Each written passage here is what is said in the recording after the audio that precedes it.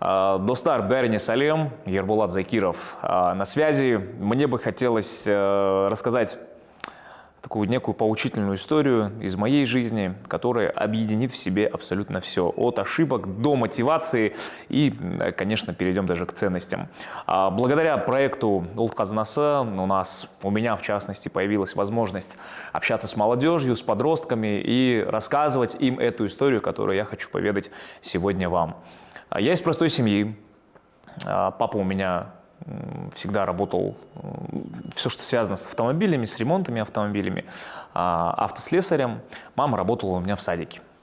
Вот. И, конечно, как вы понимаете, финансов в семье они были, но хватало это лишь на то, чтобы одеть нас, обуть нас, накормить нас и все. Когда дело подошло уже ближе к 16 лет, 9 класс, учился я, к сожалению, не так хорошо. Но я думаю, что это не показатель в современное время. Боялся сдавать ЕНТ, потому что думал, что не наберу соответствующие баллы. Решил поступить в колледж. Открытый хороший вопрос. Поступление в колледж стоит денег. Денег нету. Мне 15 лет, напомню даже, потому что 3 мая у меня... Нет, мне 16 лет, да, кстати, 16 лет. Поступление в колледж, денег нет, что нужно делать? Нужно устраиваться на работу, копить на первый семестр. 16 лет. Пошел устраиваться официантом. Вот такой худющий был. Наверное, сейчас, глядя на себя 16-летнего, никогда бы себе на работу такого парня, мальчика не взял бы. Потому что очень опасно было, и плюс сотрудники полиции мониторили, всегда ходили по заведениям и интересовались за возраст. Это сейчас, благодаря новой конституции, вот законодательство у нас стало лучше. Еле как с горем пополам устроился я на работу совместно с сестрой моей родной, любимой. Накопили мы на первый курс моей учебы, поступила в колледж.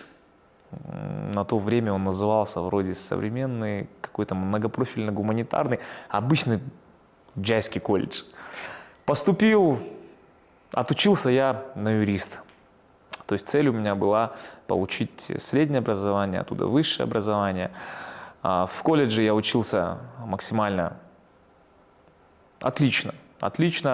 Также раскрылся там творчески. Был председателем комитета по делам молодежи, проводил абсолютно все колледжные мероприятия, начиная от 1 сентября, заканчивая выпускными. Наступает 3-й курс колледжа, снова новый этап. Что делать? В колледже ты был первым парнем на деревне, а взрослая жизнь, она такая, да, неважно, как ты бьешь, важно, как ты выдержишь этот удар. 3-й курс, сказка заканчивается, опять-таки нужно искать работу, нужно поступать в университет, потому что я, как и все подростки, да, на то время хотел поступить, ни от кого не отставать. Как сейчас помню, где-то мая 10 было, мне сколько на то время? 18 лет. Я никогда не был в ночных клубах от слова совсем. У меня сестра подрабатывала в ночном клубе официантом, и она мне звонит и говорит: слушай, брат, здесь помощник бармена нужен посуду натирать в клуб ночной, популярный. Не хочешь выйти подработать? Ну а что мне уже там, 18 лет, работа нужна? Я говорю, ну ладно, без проблем. Как раз помню, была пятница, и я вот иду в ночной клуб, впервые в своей жизни сразу на работу. Захожу, у меня глаза большие, столько красивых людей, девушек, мужчин. Я просто как вот в голливудских фильмах налево, направо, с открытым ртом смотрел на все происходящее. Пришел, отработал 2 недели, натирал посуду, смотрел, как люди отдыхают, веселятся. Все это, конечно, с одной стороны интересно, с другой стороны, наверное, есть и минусы какие-то. На уже 2-й неделе я увидел, что на сцене работает ведущий, создает настроение людям, вот, коммуницирует с ними, разговаривает с ними. Я подхожу к сестре и говорю: слушай, я в колледже, в принципе, тоже был ведущим, что-то проводил, что-то говорил. Я бы хотел, говорю, наверное, также двигаться, попробовать себя и зарабатывать, то есть делать то, что у тебя максимально отлично получается.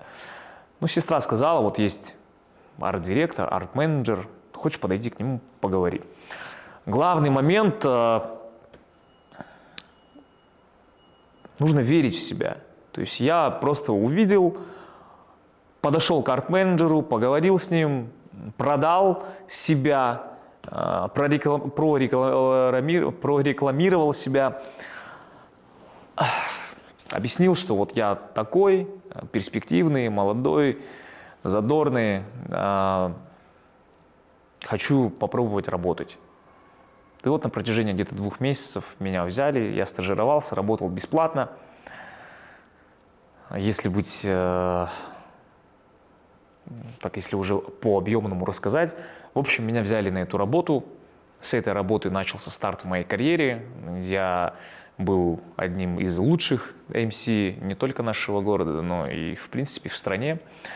Работал как и в Караганде, так и в Астане. Параллельно начал заниматься развитием ресторанно-клубных проектов. То есть начал уже сам быть в роли арт-менеджера.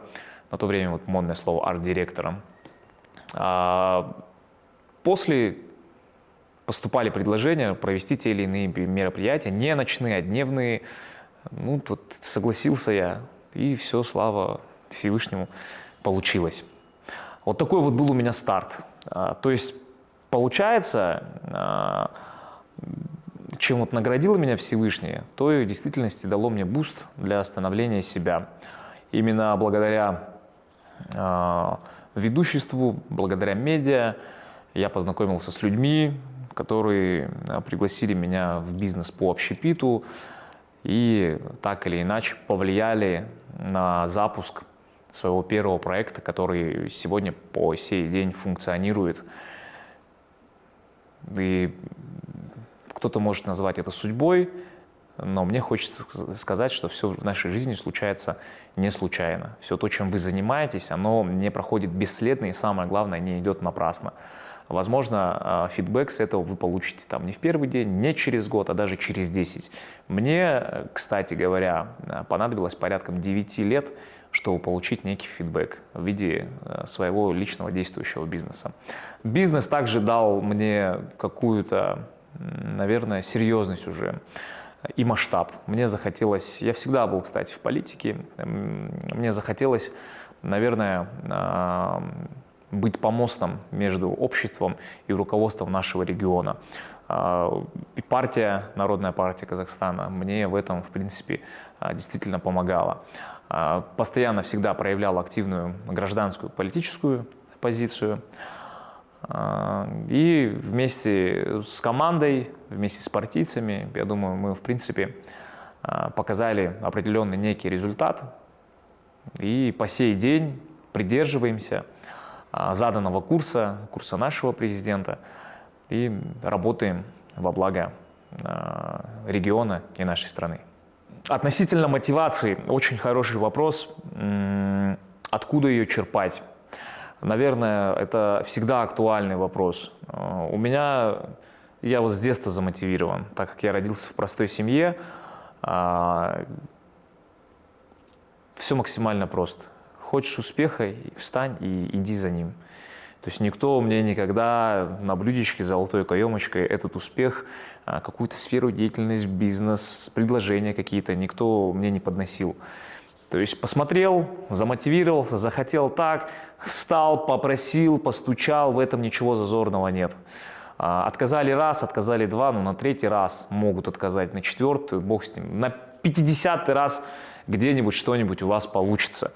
И мой совет: нужно не бояться, нужно быть всегда смелым в рамках разумного, проявляться и уметь коммуницировать с людьми, уметь не молчать, а разговаривать. Читать книги, постоянно, возможно, состоять в каких-то комьюнити и просто-напросто проявляться. Если же с этим есть проблемы, то знаю несколько прекрасных коучей, которые смогут вас обучить для каких-то публичных выступлений и в целом обрести уверенность. Относительно принципов, которые помогли мне добиться успеха, кстати, очень хороший вопрос. У меня такая, знаете, жизненная принципиальная позиция. Я всегда за справедливость и всегда старался и стараюсь говорить и называть вещи своими именами. Простыми словами никогда не молчу. В действительности в жизни мне это помогло отсеять как минимум ненужных для себя людей. И мне 33 года, И данная позиция мне по сей день позволяет вот высоко с поднятой головой постучаться и зайти в любую дверь. Потому что никого не обманул, ничего не украл, все заработал максимально честным, справедливым, халяльным трудом. Это и есть такая принципиальная жизненная позиция.